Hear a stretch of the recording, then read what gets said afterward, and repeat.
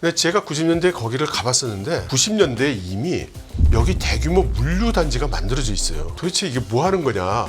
전략적으로 미리 준비를 다 해놨다는 거예요. 그런데 이 프로젝트가 지금 진행 중입니다. 한국 입장에서는 안보 상황이 결코 좋아지는 쪽으로 가고 있는 게 아니죠. 그렇죠. 그러나 북한 입장에서 보면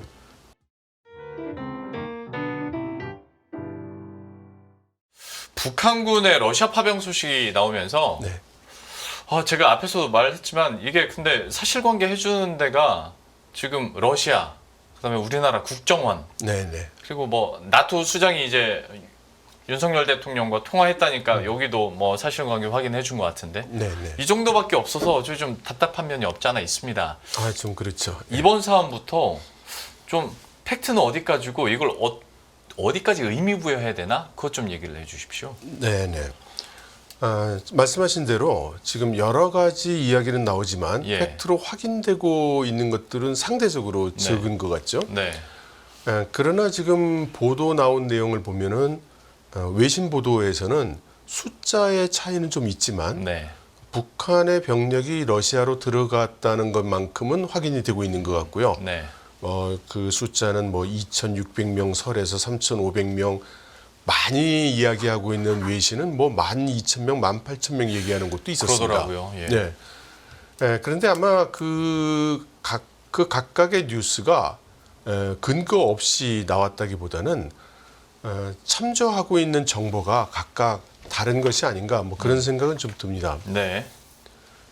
이게 그러니까 저도 뉴스를 여러 개 찾아보다 보니까 AI 안면 인식으로 그 북한군 얼굴을 캐치를 해서 예.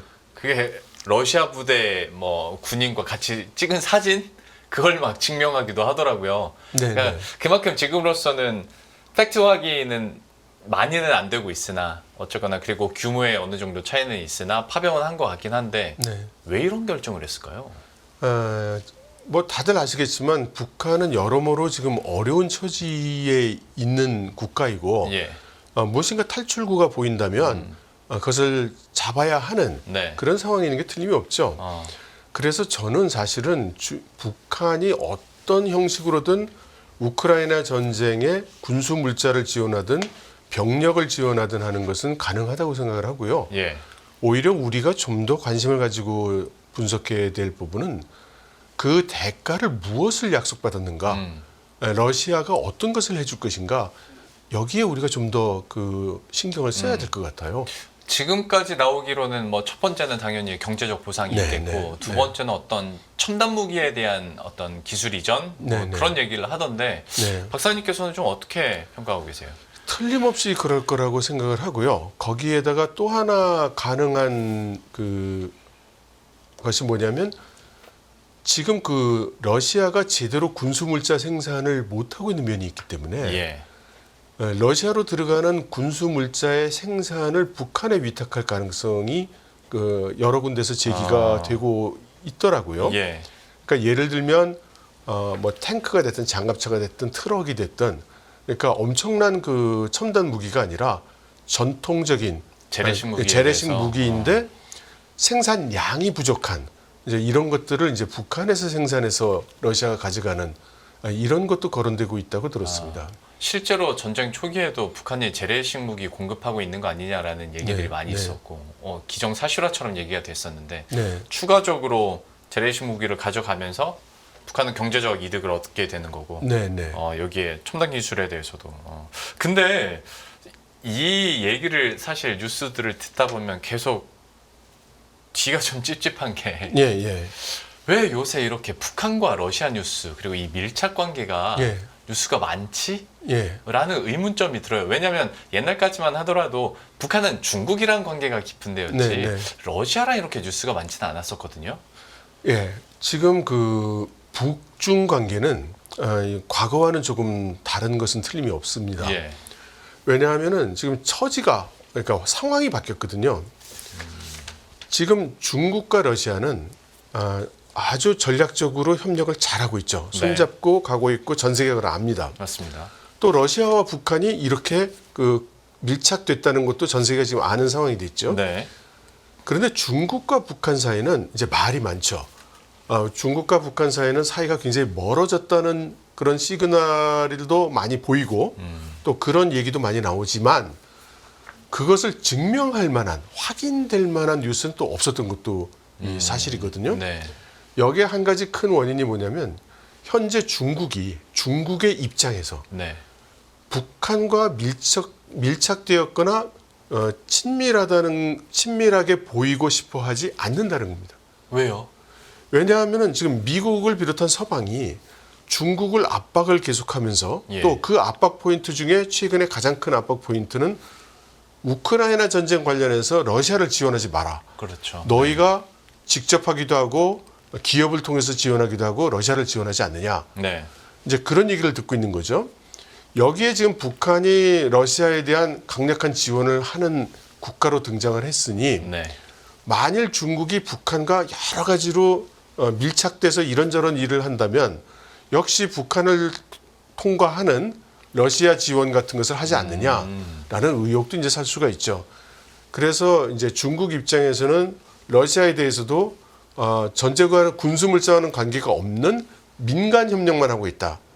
그리고 북한에 대해서는 저 북한하고 별로 안 친해요. 라는 입장으로 보여지길 원하는 거죠. 그러다 보니까 이 여러 외신들이 전하는 뉴스들이 이게 정말로 북한과 중국이 사이가 나빠진 건지 아니면 두 나라가 국익의 차원에서 가까운 모습을 보이지 않으려고 하는 건지 여기에 대해서 분명하지가 않은 거죠. 저는 그러니까 초반에 박사님 답변을 듣고 좀 갸우뚱했었거든요. 예. 서방국들의 그런 압박에 대해서 그런 부담감을 느낀다면 네. 뭐 북한이랑 좀 소연해지는 건 오케이 하겠는데 네. 지금 중국이 직접적으로 러시아와 교류를 적극적으로 하고 있는데 네. 이거 뭐지 했는데 일단 러시아랑은 중국이 직접적으로 교류할 때는 예. 비군사적인 분야에서는 네. 적극적으로 접촉을 하는데 네. 어떤 군사적인 분야에서는 선을 긋고 싶어 한다라는 말씀이신 거죠? 그렇죠. 그러니까 옐런 미국 재무부 장관이 중국을 방문했을 때도 예. 사실 이야기 나온 거는 당신들이 만든 그 저가 네. 과잉 생산을 전 세계로 수출해서 세계 경제를 어지럽히고 있다 이렇게 네. 얘기를 했지만 당시에 가장 미국이 위협을 했던 사건은 중국의 은행들에 대해서 일부 스위프트에서 배제하겠다는 위협이 가장 컸거든요. 예. 그런데 그 스위프트 배제의 그 명분이 뭐였냐면 그 은행들이 중국에서 러시아로 지원하고 있는 군용으로 전환될 수 있는 또는 민군 겸용 제품을 거래하는데 그 거래를 돕고 있기 때문이다 이렇게 됐거든요. 네. 그런데 이제 중국 입장에서 봐서는 이유가 뭐든지 간에 자국의 은행이 스위프트에서 배제된다면 그런 큰 사건이 없죠. 그러니까 중국 입장에서는 러시아와 우리가 협력을 하지만 절대 군수 물자 관련해서는 아니다라는 스탠스를 계속 취하고 있는 거죠. 그러면 앞으로 행보는 박사님께서는 좀 어떻게 전망하세요? 그러니까 북한은 지금 자국의 이득을 위해서 러시아랑 계속 긴밀하게 당분간은 갈 것 같고 네네. 그러면 중국과 북한의 관계는 계속 좀 뭐라고 할까요? 긴장 반, 그다음에 무소식 반, 뭐 이렇게 우리가 간다고 봐야 되는 겁니까? 일단 중국이든 북한이든 두 나라의 그 국익 차원에서는 예. 절대 두 나라가 가까워진다는 방향으로 일을 만들지는 않을 것 같습니다. 그러니까 남들이 보면 점점 사이가 나빠지고 있어. 예. 이렇게 보이는 쪽을 선택할 거고요.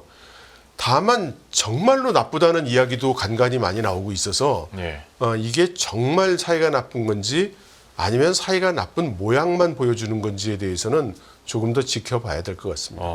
실제로 뭐 정상들끼리 봐도 시진핑 주석과 김정은 국무위원장과 만나는 것보다는 오히려 러시아 관계자들과 많이 만나기도 하고 푸틴 대통령과 만나는 네, 경우들도 네. 많은데 이번에 그 현재 시간으로 22일 내일입니다. 이제 러시아에서 브릭스 회의에서도 네, 네. 또 만날 계획이잖아요. 네. 그러면 여기서의 분위기나 여기서 나올 얘기들은 그리고 관전 포인트들은 뭐가 있을까요? 저는 이렇게 말씀드리고 싶어요. 제가 느끼기에는 이 브릭스라는 프로젝트가 얼마나 전 세계에 큰 영향을 줄지를 우리는 조금 과소평가하고 있는 것 같습니다. 이 브릭스라는 체제는 이루어진다면 향후 전 세계에 큰 영향을 줄 것 같고요. 예. 러시아에게도 중국에게도 이 브릭스 체계가 굉장히 전략적으로 중요한 의미를 가집니다.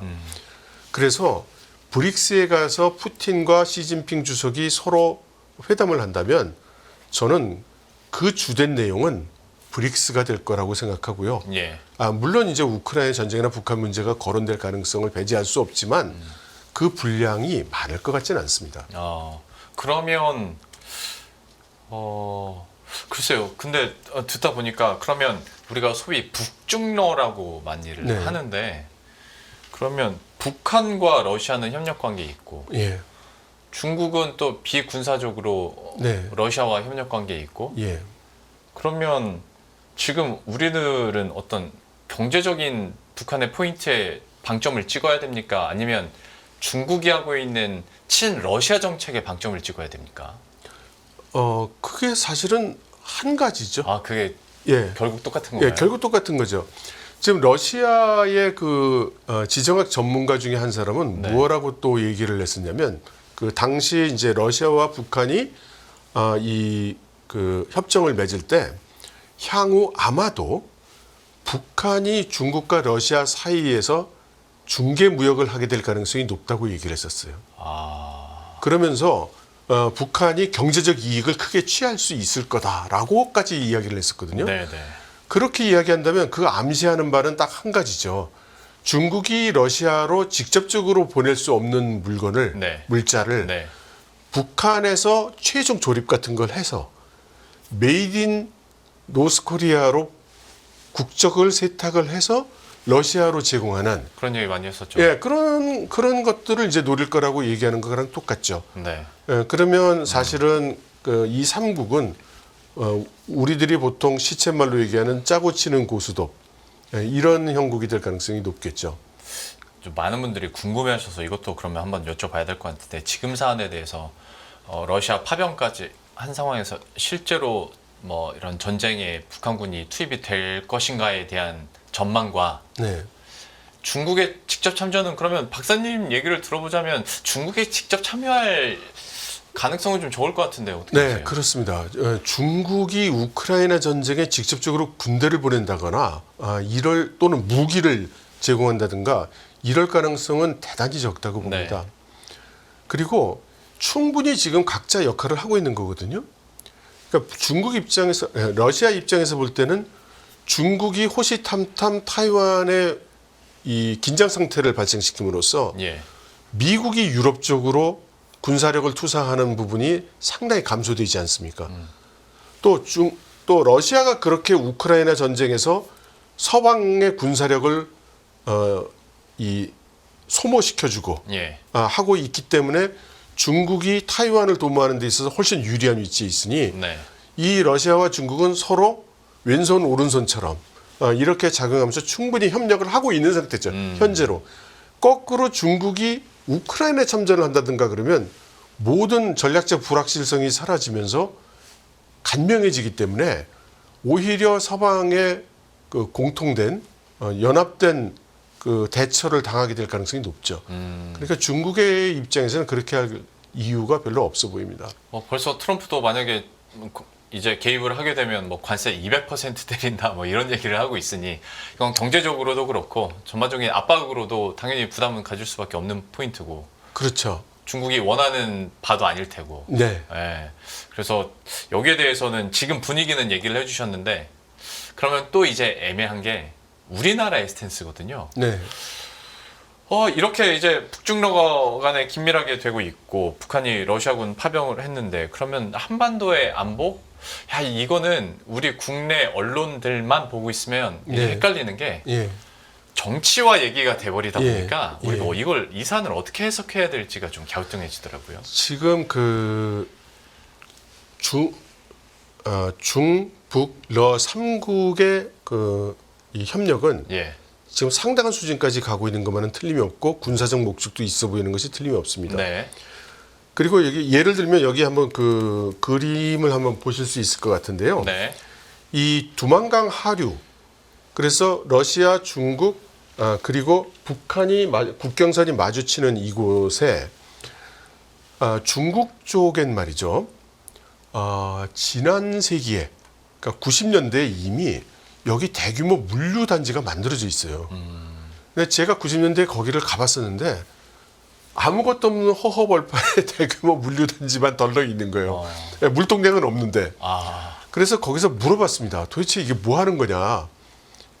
그랬더니 언젠가는 중국에서 이 러시아 북한 국경을 거쳐 이 동해 쪽으로 빠져나가는 그 수로가 열릴 것으로 보고 전략적으로 미리 준비를 다 해놨다는 거예요. 그런데 이 프로젝트가 지금 진행 중입니다. 그래서 지금 일단 중국과 러시아 사이에는 이 프로젝트를 하기로 합의를 받고 네. 지금 북한을 설득하고 있는 그런 상황이라고 외신에서 다 보도가 났습니다. 네. 그러니까 이런 상황을 보면은 저희들 한국 입장에서는 안보 상황이 결코 좋아지는 쪽으로 가고 있는 게 아니죠. 그렇죠. 그러나 북한 입장에서 보면 상당량의 군수 물자와 병력을 우크라이나 쪽으로 보내야 한다면 네. 자국 안에 있는 군사적 역량은 감소할 것은 또 틀림이 없습니다. 그래서 이거를 그럼 우리가 어떻게 해석을 해야 되느냐? 우리에게 우리의 안보에 위협적으로 가고 있는 거냐 아니냐라고 얘기한다면 제가 보는 견지에서는 위협이 줄어들고 있다고 판단하는 것이 옳을 것 같습니다. 위협이 줄어든. 네, 북한의 군사적 역량이 줄어들고 있기 때문에 북한 입장에서는 여기에 대한 방비를 하지 않을 수 없는 것이고 그 두려움을 러시아 입장에서 당연히 해소해 줘야 되기 때문에 협정에 의해서 제3국이 북한을 공격한다면 러시아는 당연히 즉각적으로 북한을 지원한다는 그런 선언도 해줘야 되는 것이고 그리고 이제 이러한 그 상황을 만듦으로써 북한에게 미국이나 한국이나 함부로 너희를 공격하지 못할 거야 라고 이렇게 이제 그 일종의 보장, 일종의 약속 이제 이런 것들을 해준다고 봐야 되겠죠. 근데 제 주위에는 오히려 설명해 주신 거와 반대 분위기. 그러니까 야 진짜 전쟁 터지는 거 아니야? 라고 걱정하는 분들이 있어요. 물론 그분들은 다 비전문가입니다만은 이쪽 분야에 대해서. 그러니까 제가 그 줄곧 느끼는 것 중에 하나가 우리는 항상 서방 세계 국가에 살고 있기 때문에 미국을 상대로 전쟁해 보겠다는 생각을 해본 적이 없습니다. 우리는. 그럼요. 그런데 미국이 우리를 공격할지 모른다고 생각하는 나라들, 이 나라들이 그 상황에 대해서 얼마만큼 크게 공포심을 가지고 있는지를 우리는 잘 이해를 못하는 거예요. 그러니까 제가 중국의 그 군사 관계자들하고 이야기를 해볼 때도 미군과 격돌하게 된다는 상황을 생각하면 이 사람들 생각하기도 싫은 거예요. 그 공포심이 있습니다. 북한은 말할 것도 없죠. 그래서 우리는 북한은 왜 저렇게 악악되고 과격하고 과잉 반응을 하는가 이렇게 얘기를 하지만 그들이 사실 우리한테 반응하는 건 아니에요. 그러니까 한번 생각을 해보세요. 그러니까 미국이 뭐 그럴 일은 없지만 서울을 공격한다고 생각해 보시라고요. 그런 끔찍한 상황을 이 사람들은 매일매일 겪고 생각하기 때문에 그 공포심이 굉장히 큽니다. 그러니까 사실 이라크 전쟁을 봐온 사람이라면 미국은 언제든지 공격이 가능하다라는 걸 알고 있는데 우리야 뭐 옛날부터 우방국이었으니까 그런 상상은 안 했지만 그렇죠. 적국이었던 나라 입장에서는 언제든지 이건 실제로 우리가 폭격을 당할 수 있겠다라는 불안감이 있다라는 거죠. 그렇죠. 미국은 여차하면 공격하더라. 이렇게들 다 알고 있으니까요. 그러면 지금 북한에서 좀 세게 강경한 태도로 말하는 것도 결과적으로는 우리가 아니라 미국 쪽이나 일단 우리에게 도오겠지만 미국이 가장 주대상이 되겠죠. 그리고 한번 생각을 해보세요. 북한이 이제 대한민국이 이제 외국이다. 이제 우리 한민족 아니야. 뭐 각자야. 뭐 이렇게 얘기를 하는 거를 또 우리는 어떤 분들은 이걸 한국에 대한 안보 위협이 증가하는 걸로 해석하시는 분이 있는데요. 저는 그 반대로 생각합니다. 왜냐하면 한국을 타국으로 인지한다는 그 논리를 그대로 하면 예. 그러면 북한은 한국을 적화 통일한다는 명분도 사라지는 거죠. 외국이잖아요. 네. 그런데 왜 외국을 뭐 적화 통일이 아니죠, 그러면 공연히 공격하는 게 되죠. 네. 그래서 이 상황을 양쪽의 양쪽의 시선을 같이 고려해 본다면 북한은 한국에 대해서 안보적인 대비를 하고 있는 중. 아. 예, 특히 지금 그 중국도 그렇고 북한도 그렇고 우리 현재 정부에 대한 불확실성, 네. 모호성, 그러니까 불가 예측성이 있다고 좀 보는 경향이 있어요. 아. 그러니까 어떻게 나올지 모른다는 거죠. 아. 경우에 따라서는 한국이 공격할 수 있을 가능성을 배제하지 못하겠다. 네. 이제 이런 생각들이 조금 있는 거죠. 저 듣다 보니까 그런데, 그러니까 혹자는 지금의 북한의 이런 스탠스를 봤을 때 오히려 안보 위협이 증가한다고 해석하는 사람들이 있다고 얘기를 하셨잖아요. 네. 근데 곰곰이 생각해 봤더니 지금 우리 정부 스탠스가 약간 여기에 가까운 것 같아요. 네. 그래서 우리 정부에서도 굉장히 날선 반응을 많이 하고 있고, 네. 실제로 얼마 전에는 뭐 드론까지 예. 북한에 날린 그런 상황인데, 그러면 약간 정부 스탠스가 약간 엇박자로 아니면 좀 너무 1차원적으로 해석하고 있다고 봐야 되는 겁니까? 이건 어떻게 우리 정부의 반응을 평가할 수 있겠습니까? 저는 우리 정부가 무슨 북한을 공격한다는 의도를 가지고 행동하고 있다고는 생각하지 않으나 네. 지금 북한에 대한 이해를 기반으로 그대로 대응하고 있는 것도 아니라고 생각해요. 그러니까 지금 우리 정국, 예. 지금의 국내 정치에 도움이 되는 방향으로 그렇게 좀 활용하고 있는 면이 있지 않나 이렇게 봅니다. 그러면 북한이 그러하듯 우리도 내부 결속력이 더 크다고 좀 봐야 될까요? 저는 국내 정치용 대응이 상당히 있다고 생각합니다. 그러니까 그것 때문에 참 해석하기가 네. 어려워요. 이게 네. 그야말로 그냥 100% 외교적인 문제, 100% 경제적인 문제면 예. 딱 떨어지게 뭔가 해석이 되겠는데 정치 문제가 끼다 보니까 예. 야, 이게 실제로 위협을 우리가 느끼고 조마조마해야 되는 건지. 그런데 한 이게 가지 참, 좀 팁을 드린다면요. 네. 우리나라와는 좀 달리 북한도 그렇고 러시아도 그렇고 중국도 그렇고 장기 독재 집권을 하고 있는 나라들 아닙니까? 네. 그래서 이런 나라들의 특징이 정책이나 전략이 중장기를 유지해요. 네. 우리는 그렇죠. 사실 뭐 2, 3년 뒤에 어떻게 될지 모르죠. 네. 근데 이 나라들은 아주 일관성 있게 가기 때문에 상황을 해석을 할 때 우리는 조금 단기적인 안목에서 해석하는 경향이 있고 예. 그들은 판단을 좀 중장기적으로 하는 경향이 있다. 예. 그래서 우리 입장에서 그들을 해석할 때 그들의 중장기적인 이해관계가 어떻게 되는가. 이거를 생각해 보면 조금 더 분명해지는 것 같습니다. 알겠습니다. 예. 예.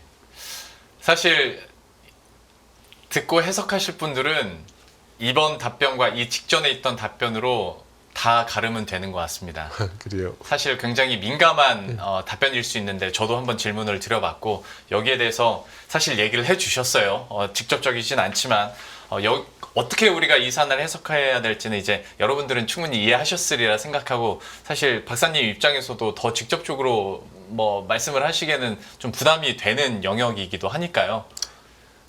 이 사안에 대해서는 이 정도로 마무리 짓고 네. 중국 얘기 잠깐 해보도록 하겠습니다. 중국은 대만에 대한 압박 수위를 계속 높여가고 있고 네. 포위 훈련까지 했으니까요. 네. 포위 훈련이 끝나고 나서 바로 이제 미국과 캐나다가 대만 해협 지나가면서 어느 정도 우리 이거 예의주시하지 않을 거야 라는 네. 뉘앙스는 계속 주고 예. 있고 이쪽 분위기는 좀 어떻게 쫓아가고 계십니까? 중국에서 지금 군사적으로 가장 큰 사건이 있었다고 하면 네. 작년 하반기에 있었던 그 로켓군을 대상으로 한 군부 숙청이었습니다. 예. 그리고 작년 12월 31일 그야말로 해 넘기기 바로 직전에 새로운 국방부 장관 동준 국방부장을 임명을 했고요. 그런데 이 동준 국방부장이 이것이 안정적인 인사로 생각하지 않는 전문가들이 많습니다. 왜냐하면 여태까지 처음으로 해군 출신이 국방부장이 됐거니와 이 군사위원회에서의 별 위치를 차지하지 못했기 때문에 네. 이건 임시 아니냐 이렇게 보는 경향이 큽니다. 그리고 당시 그 로켓군이 지금 인민해방군의 가장 주력이고 만일에 양안 전쟁이 난다면 양안 전쟁을 수행할 군대인데 네. 열 몇 명이 넘는 그 장군들이 숙청이 되는 그런 사태가 벌어졌었거든요. 그래서 군부가 흔들린다, 요동친다, 불안하다, 뭐 불온한 조짐이 보인다 이런 말들이 끊임없이 나왔었습니다. 그런데 어젠가요 그저께인가 시진핑 주석이 로켓군을 드디어 현지 방문을 했고 예. 당과 이 지도부에 충성하라 이걸 또 한 번 이렇게 강조를 했습니다. 예. 이것을 그 중국 전문가들이 이제 로켓군 사태가 정리가 되었다는 그런 시그널로 받아들이고 있어요. 예. 그래서 이번에 그 타이완을 에워싼 거는 명분상으로는 라이칭더 총통의 그 여러 가지 발언 때문이라고 그렇게 이야기를 하지만 네. 실제로는 라이칭더 총통의 평소 발언에 비하면 이번 발언은 수위를 조금 낮춘 발언이었어요. 그럼에도 불구하고 이런 그 대응을 한 거는 내부적인 필요가 있어 보인다. 예. 그 내부적인 필요라는 거는 군부에게 네. 자 이제 정리가 됐어. 자 이제 쇄신하고 자 다 과거는 흘려보내고 이제 우리 같이 앞을 향해 가는 거야. 조국 통일의 과업을 향해서라고 이런 내부 결속용의 목적이 상당히 있어 보인다. 이렇게들 이야기를 하고 있습니다. 확실히 그렇게 해석을 해주시니까 예. 어떻게 의미 부여가 됐구나라는 게 좀 감이 잡히는데 그러면 이 사안이 양안 갈등 같은 경우에 실제적인 물리적인 충돌로까지 이어지게 되는 걸까요? 어떻게 보십니까? 그게 이제 초미의 관심인데요. 예. 중국 입장에서 기회가 주어진다면 그런 군사력을 행사하겠다는 의지는 여태까지 계속 밝혀왔고 네. 그것은 틀림없다고 봅니다. 예. 그러니까 우리가 관심을 가져야 될 것은 그걸 막고 있는 힘. 다시 말해 미국의 입장이 어떻게 변하느냐를 오히려 우리가 더 잘 들여다봐야 될 필요가 있죠. 예. 그런 의미에서 본다면 곧 있을 미국 대선의 결과가 어떻게 될 것이며 또 특히 해리스의 경우에는 바이든의 외교 정책을 이어받을 걸로 이제 예상들이 되지만 네. 이제 트럼프 같은 경우에는 또 무슨 이야기를 어떤 정책을 내놓을지 지금 그 불확실성이 크니 그것이 큰 요인이 되겠죠. 아니 지금으로서는 근데 중국도 미국도 다 기존의 입장을 계속 강경하게 밀어붙이고 있는 상황이잖아요. 그렇지는 않아 보입니다. 그러면 어디에서 변화가 있는 그러니까 거죠? 중국 같은 경우에 예. 국가 전략으로서 타이완을 통일해야 되겠고 무력을 포기하지 않겠다는 건 일관되게 밀어오는 거지만 그렇죠. 실제 그 군사적으로 움직이는 거를 보면 지금 작년 하반기를 기점으로 해서 다시 말해서 로켓군 사태, 군부 숙청 사태가 있었을 때부터 주춤하고 있었던 것은 사실입니다.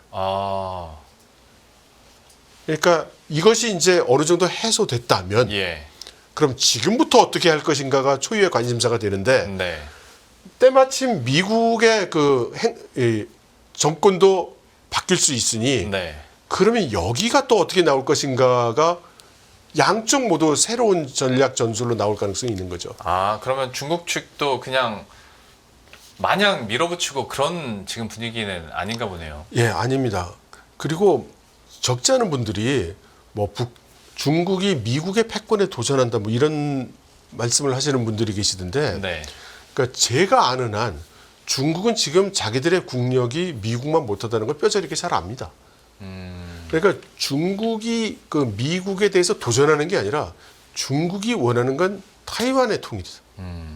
그리고 그러니까 미국 입장에서는 타이완 통일을 저지해 줄 거냐 안 해줄 거냐. 네. 그게 뭐 자국이 전쟁을 할 만큼 중요한 문제냐라는 판단은 정권이 하는 거겠죠. 그래서 우리가 양쪽을 모두 이 상호관계로 인지를 해야 될 필요가 있어 보입니다. 제가 이와 관련해서 계속 비슷한 질문을 드리는 이유가 저희 인포맥스 라이브 통해서 이제 물론 이제 박사님도 모시고 있지만 다른 또 중국 전문가분들 모시고 얘기를 하다 보면 또 약간 다른 결의 말씀을 그러니까 중국의 어떤 대만 위협에 대한 더 실질적인 위협과 긴장감을 얘기하시는 분들도 있거든요. 네. 그래서 한번 여쭤봤고 네. 박사님께서는 약간 좀 다른 결로 네. 이 사안을 보시는 것 같아서 네. 저희들도 이 부분 한번 여러 의견들을 들어보면서 지금 사안을 한번 해석해 보도록 하겠고요. 이철 박사와 함께했습니다. 오늘 말씀 고맙습니다. 네.